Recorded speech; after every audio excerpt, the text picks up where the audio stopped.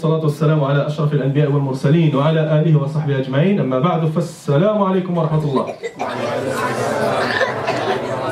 So as Muhammad said that today inshallah we will be talking about wisdom, and I want to see, we all want to see how wisdom affects your lives and how we can use that to our advantage. So let's see what Allah subhanahu wa ta'ala says about wisdom. So can you see in the Quran?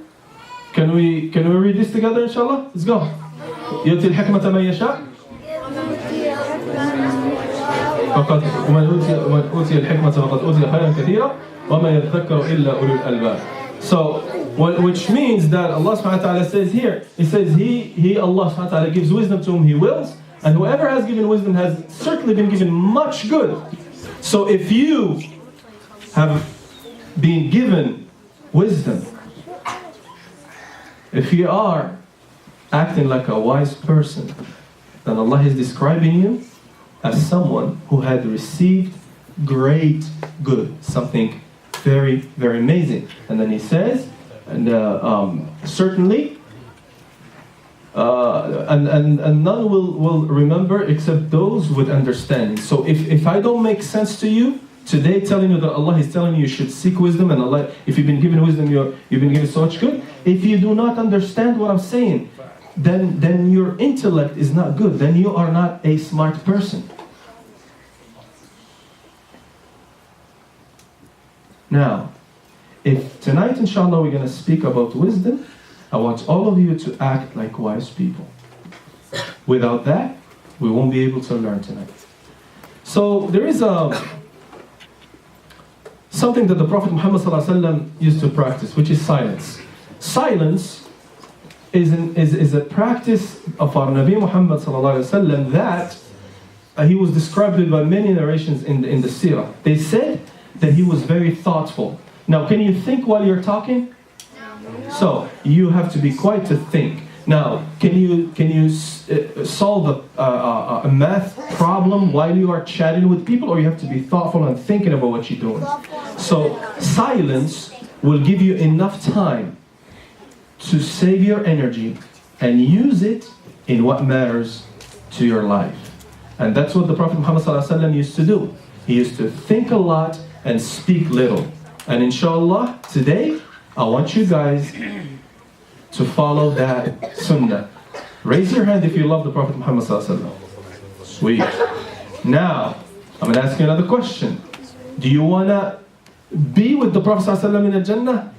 Of course. As he told us, you go with those whom you love. Who loves the Prophet again? There you go. Now, if you love the Prophet, you should act like him. And the Prophet Muhammad ﷺ was respectful and was quiet. Again, you want to act like the Prophet Muhammad ﷺ? He was quiet and thoughtful. Here we go again. We were saying that wisdom comes from listening and the regret comes from talking. Just what it is. Now, you and your friend are talking about a person who's not with us. You know, he said, she said, blah, blah, blah, backbiting. You talk. Can you take those talking back? No. You can never come back. But guess what? In Yawm al-Qiyamah, that talking will come back and bite you, and you will regret it. You will regret for having talked about people. But now, if you were quiet and did not talk, would you have anything to regret in Yawm al-Qiyamah? No. Well, that will make you a wise person. Now, there is an Arab saying that is amazing that I found. It says, Burika, who? Burika man jama'a bayna himmat al-shababi wa hikmat al-shuyukh. Blessed he or she who has the will and the energy of a young person, of youth, and the wisdom of whom? Elderly. So when you're young, a lot of people I spoke to, why did you do this? I was young and stupid. Of course, young people, most of them act without thinking because they have too much energy and they don't have experience in life. So the one who can join the youth, the strength of the youth, and the experience and the wisdom of the elderly is someone who has a blessed life, who will be very successful. Can anyone tell me, how can you join these two attributes? Energy of the youth and wisdom of the elderly. Like you have it, you're young, you have that energy. What's missing in your life now? Wisdom. How can you get that? Go ahead. Daniel. Or the one in front of you. So, yeah, go ahead. Listening instead of talking. Listening instead of talking, mashallah. That's the answer. I mean, you're young. All we're asking you to do is listen to those who have experience in life. And that's where wisdom comes from. So, because they say intelligence without wisdom brings what? Brings forth misery. You're intelligent, but you don't have no wisdom. I'll tell you an example. Do you know someone in your school that is good they have good grades? Right? Do you know someone who has good grades and does stupid things? Like smoking, for example? You see? That's what I'm saying. That's what I'm talking about. Being intelligent does not mean that you're gonna have a successful life. I know a lot of intelligent people, very intelligent, but they're complete losers. They don't know what to do with their lives. They're good at many things, but they have no goal. Why? Because they have no wisdom. Let me tell you, if you're intelligent and you ask someone to share his or her experience with you, you'll become a wise person and you will be very successful. Simply because you did not live enough to acquire wisdom. You just had a very short life of 12, 13, 14, 20 years. It's very short compared to someone who lived 70 years and experienced so much more than you. Because at the end of the day, all human beings live to acquire pleasure and avoid pain. The reason why people hate their jobs is because it's painful to sit at that job and work all day long. And they love to sit on the couch and watch TV because they don't have to make effort and it's pleasurable. They just relax. You want to eat food because it hurts when you're hungry. You don't want to touch fire because it burns when you touch it. And that's why we human beings look to be comfortable in our lives. We like to pamper ourselves and love what the British call a posh life. Everything perfectly organized for you. You guys cannot wait to have an amazing life. You cannot wait. You're 13 years old and you're already thinking to live this kind of type of lifestyle. As for the girls, they cannot wait to have a big collection like this. Assalamu alaikum, Sheikh. I'm so sorry, I have a shoe problem. I'm addicted to shoes. You guys cannot wait to grow up so quickly, so fast.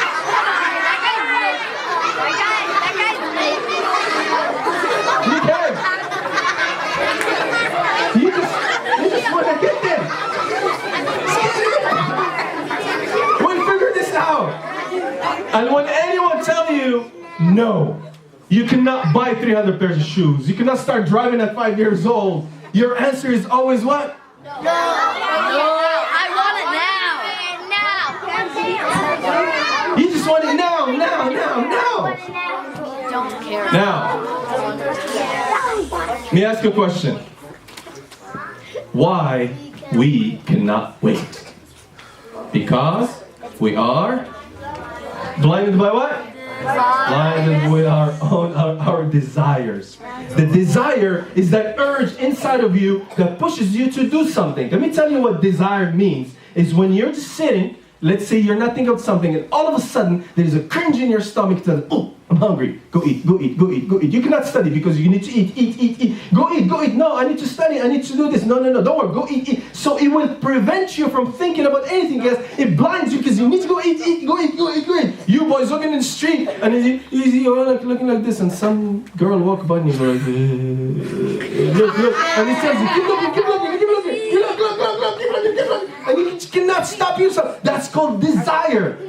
And all the desires, didn't I call it red-handed, right? All these desires will blind you. Yes, Nani. Yeah. Because your desires, as young or as old as you are,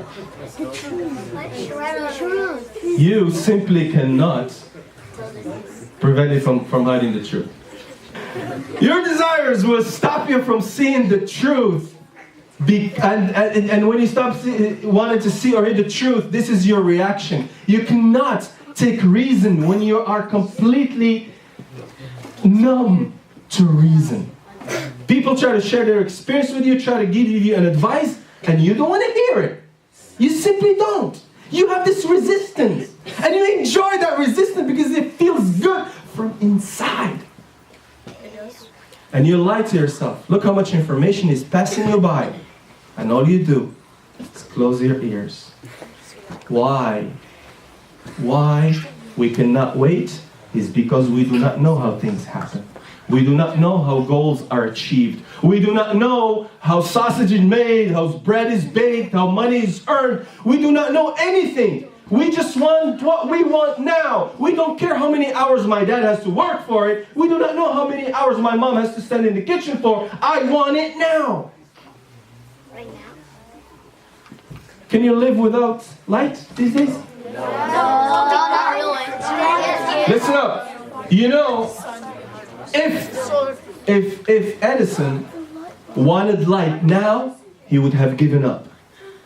Edison was told, how come you tried 1,000 times and you failed? He had this answer for them. He said, I haven't failed. I have just found 10,000 ways that won't work.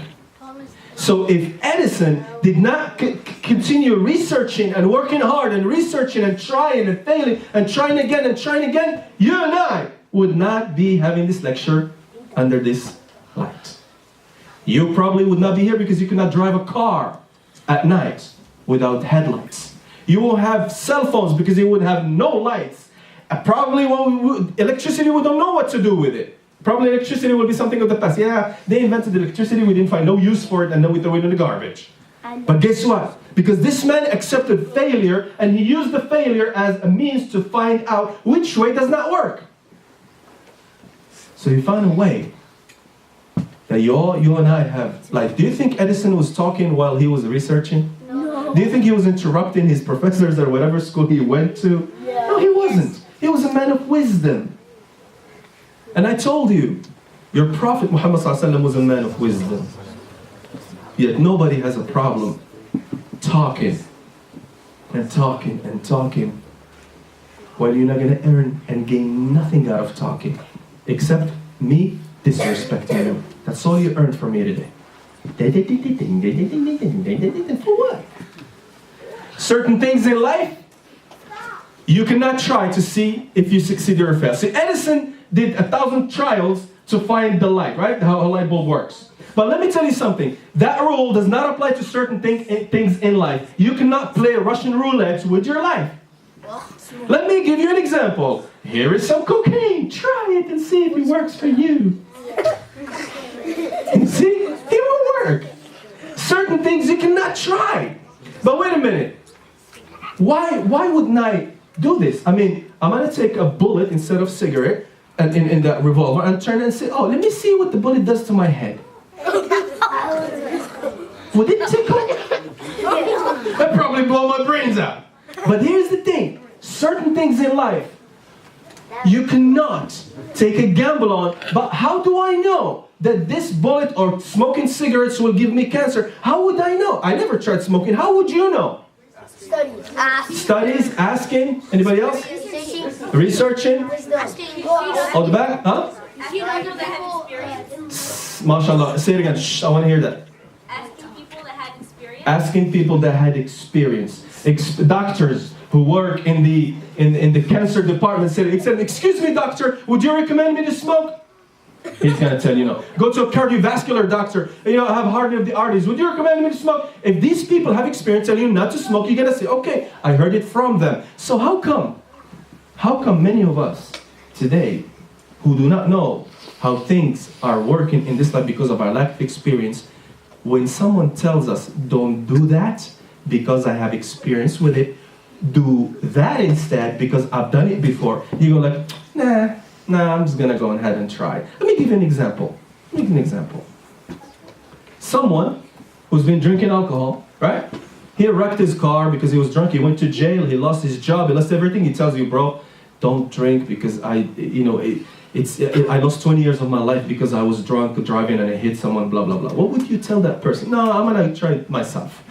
I'm going to do it myself, see if I get the same result. What's the definition of insanity?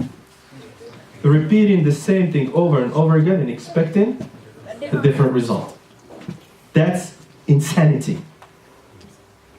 Anyone here want to be insane? No. La ilaha illallah. So be smart and listen to those who've been there, done that. That's called life experience. And if you have enough smarts in your head to accept knowledge and advice from people who've been there, done that, then you're going to be a wise person.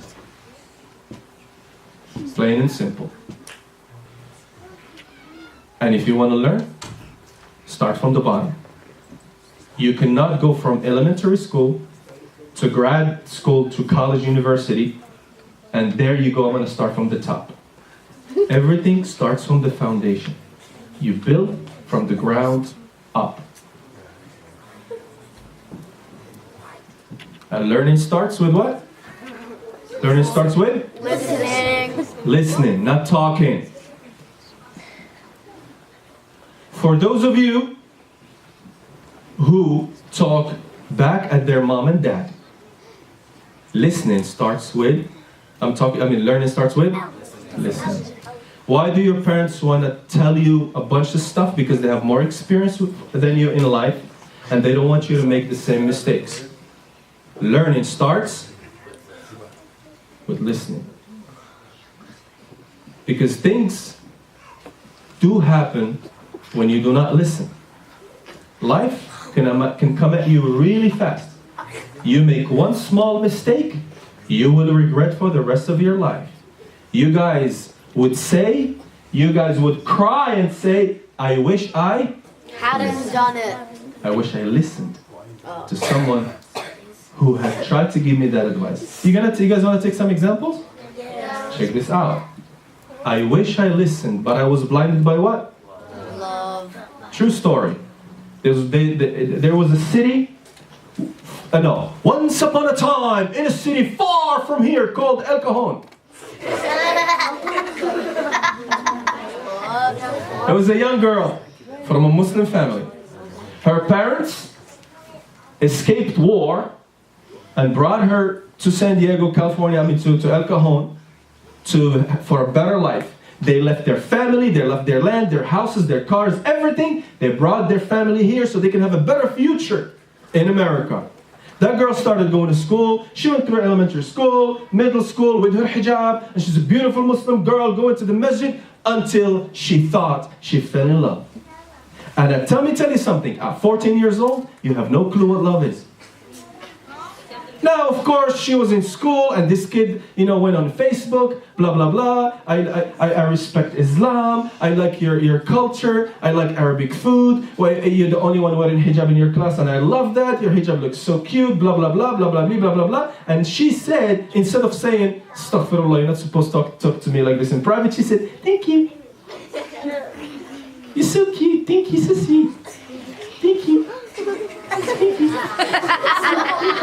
And then the messages keep coming. And she's like, instead of saying, man, you're not my brother, you're not my uncle, you're not my buddy, you're not supposed to talk to me all private. Instead, thank you. And of course she did that behind her mom and dad's back. And look what happened. She started talking to him in school. All of a sudden they start hanging out. All of a sudden she said, she started telling about Islam. No, maybe he's going to become a Muslim. We get married, we get be happy ever after. We get a wedding.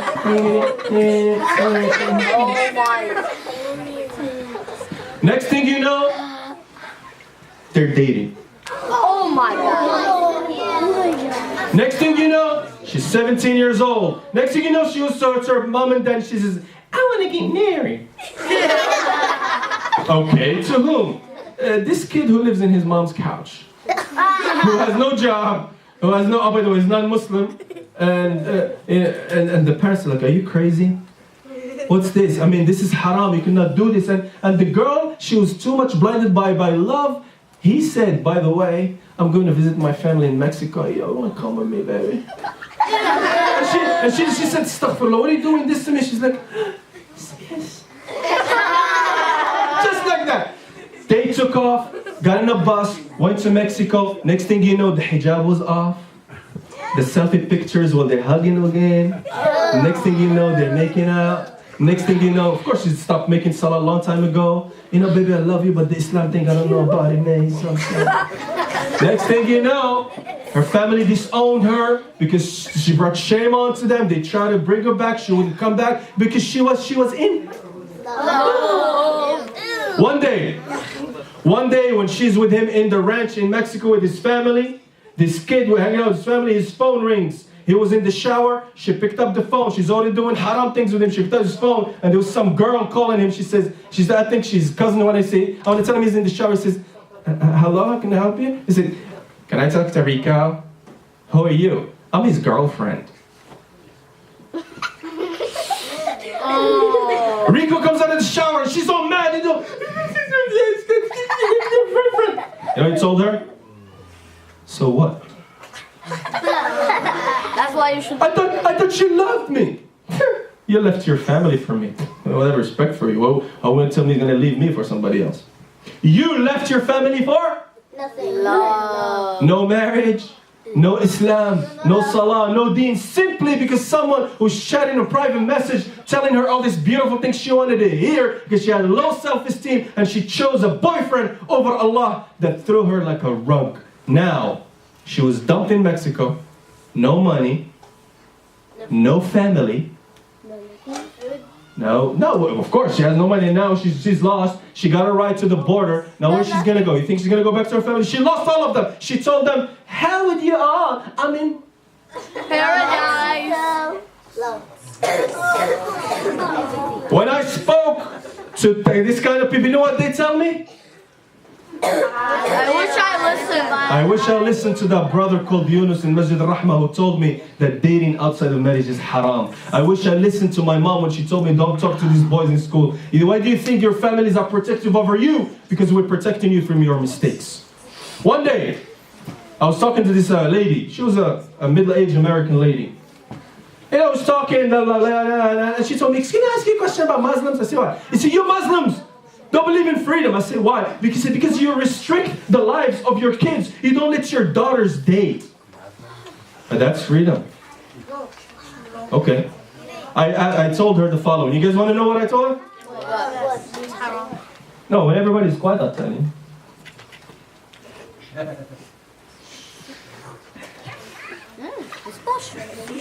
I told her, ma'am, have you ever done something that when you were young, when you were 16, 18, 19, and that you regret until now when you're 55? Have you ever done something that you regret so much after 30, 40 years? She says, oh yeah, I did. I have so many regrets from back when I was young and stupid. And I told her, for that reason, Muslims, we protect you from your mistakes when you are young. That's why we are protective over you. Not because we want to restrict your lives, because we want you to avoid making the mistakes that we made. Good?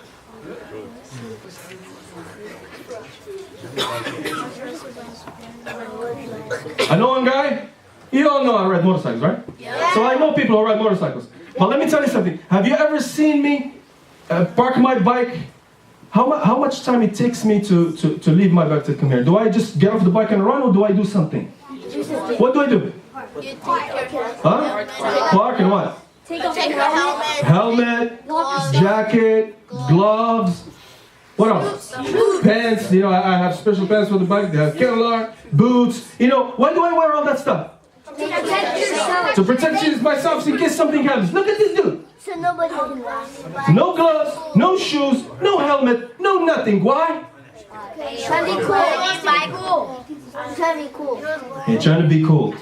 Now this guy who's been hit by a car, he crashed on the pavement, he broke his bones, you know, rashes all over his skins, and he says, I wish I listened to those who told me wear a helmet and all kinds of things. That's why we have rules.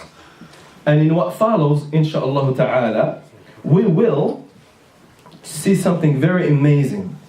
So bear with me until we connect this phone to this screen, and then I'll show you something cool.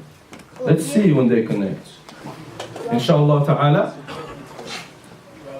we want to discuss this, what happened in this short video, And one thing I wanted to emphasize, this is something that was said in the video. It said that his mom known him how? More than he knew himself. Now, do you think your parents know you more than you know yourself? Yes. So how come, how come when they tell you something, you do not listen? If someone knows what's best for you, and they know what kind of choices you will make, why you don't listen to them? That's the question. You just admitted to me that your parents know you more than you know yourself. Sometimes, guys, sometimes I say something here, and you guys wonder, how do you know? You know, the last time I told you about making quick salat only with short surah. I told you about making salah while drifting, thinking about something else. I told you many things, and you guys tell me, how do you know? Like I'm reading your minds. No, I am not reading your minds. You know what I'm doing? I'm just telling you how I was when I was your age. You guys are looking at your future. See, me and older people are your future. You will be us one day. We went through what you're going through right now. We understand. But we also understand the risks that you might take in your life that you will regret forever.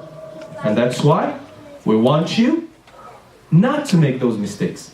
That's why your parents, who know you more than you know yourself, tell you what to do. The other thing is, what was Robbie's mom's message after he started learning to walk all over again? What was in that paper? I'll always be there for you. I'll never walk away from you. Let me tell you something. How come that your mom and dad, who was there for you all their lives, once you reach a certain age, like a teenager or adulthood, you start walking away from them? You know how you walk away from your parents today? You don't need to walk away from them physically. You walk away when they give you an advice and you don't implement it. You walk away from them when they tell you to do something and you don't do it. You deceive them. You disrespect them. You hurt them every time they tell you do this and you do it. Don't do that and you do the opposite. That's how you walk away from your parents. The same people who are going to be there for you forever and will love you unconditionally forever. Today, you are hurting them. And as I always said, the people who love you the most are the ones you hurt the most. If you take a message from this presentation today, is I want you to be wise. I want you to listen and benefit from the experiences of those who were there, done that, had the experience, paid the price, wasted the time, exhausted the energy. And I want you to be smart and say, what's the most efficient way to do this or that, so I don't have to waste time, energy, money, youth, and everything else. I hope this resonates with you. I hope that the talk of Brother Muhammad, where is Muhammad Awad? Muhammad Awad, who stood before the Salah, reminding you to respect the masjid, not to bring najasa in, who reminded the families to teach their kids how to be disciplined in the masjid, and also Muhammad, who before the lecture, who told you to, what the lecture was about. These brothers are helping me, and I hope some of you will learn some of their leadership and step forward. It's not easy to stand in front of people and talk, but these two men, they showed a lot of character by doing that. And ask Allah subhanahu wa ta'ala to bless them and their families and they reward them. Ask Allah subhanahu wa ta'ala to keep you safe and healthy next week. Jazakumullah khairan. Assalamu alaikum wa rahmatullahi wa barakatuh.